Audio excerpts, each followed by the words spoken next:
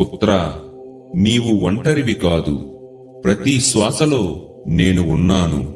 నీ ప్రతి కన్నీటి వెనుక నా ఆశీర్వాదమే ఉంది.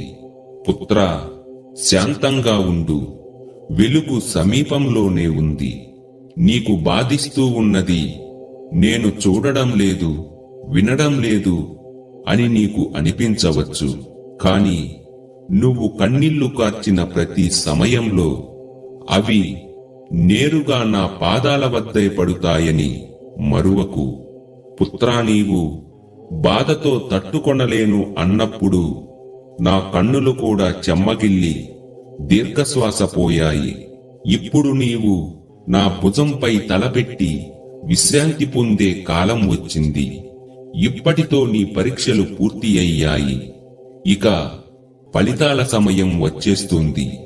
ఎన్నోసార్లు తడిచిన ప్రేమ, ఎదురుచూపులో ఉన్న అనుబంధం తిరిగి నీ జీవితంలోకి రాబోతోంది.